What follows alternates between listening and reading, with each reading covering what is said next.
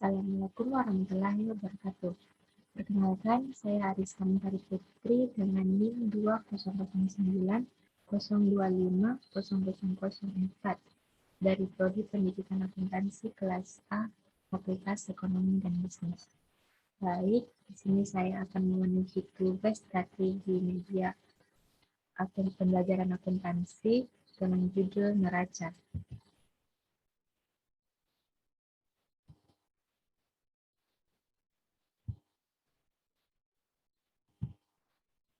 Adapun pokok pembahasan dari materi ini yaitu yang pertama pengertian neraca, yang kedua manfaat neraca, yang ketiga unsur-unsur neraca, yang keempat contoh bentuk neraca perusahaan jasa, yang kelima cara membuat neraca.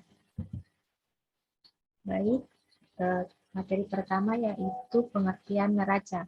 Neraca adalah bagian dari laporan keuangan suatu entitas yang dihasilkan pada suatu periode akuntansi yang menunjukkan posisi keuangan, seperti kekayaan, kewajiban, dan modal dari suatu entitas tersebut pada akhir periode.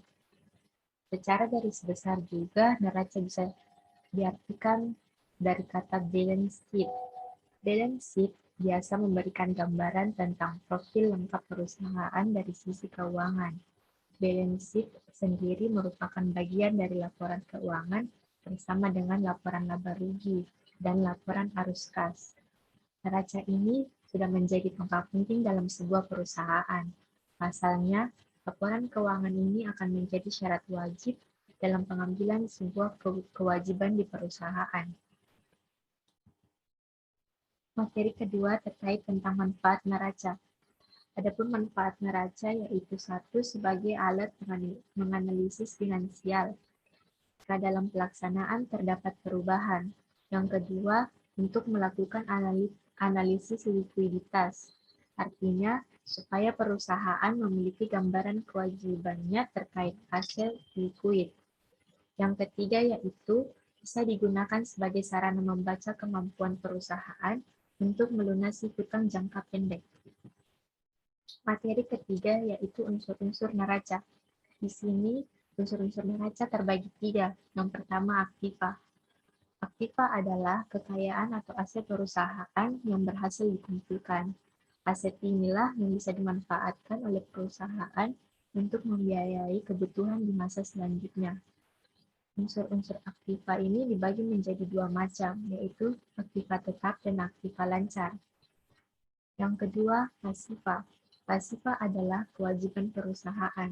Di dalam aktiva ini terkait dengan tanggung jawab pembayaran perusahaan terhadap pihak lain yang tergolong pasiva itu hutang perusahaan, baik hutang jangka pendek maupun hutang jangka panjang. Yang ketiga yaitu modal. Modal atau pasiva adalah kewajiban perusahaan. Di dalamnya terkait dengan tanggung jawab perusahaan atau pembayaran perusahaan terhadap pihak lain.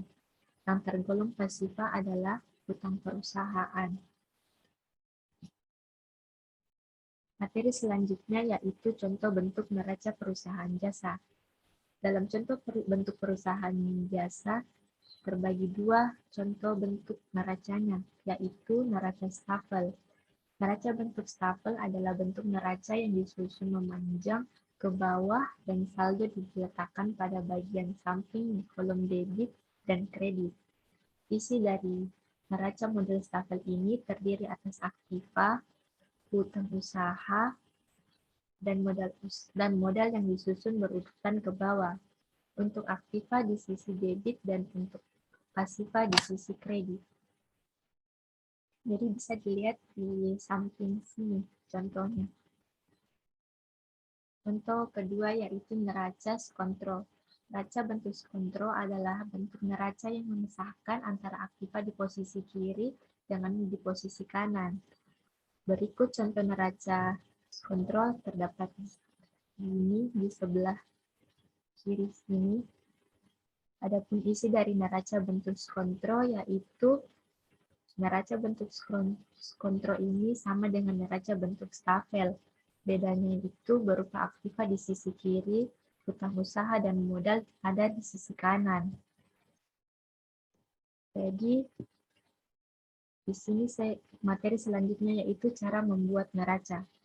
Dalam membuat neraca perusahaan dagang, banyak sekali tahapan yang harus dipersiapkan sebelum akhirnya dapat menyusun laporan rincian neraca sebuah perusahaan atau bisnis.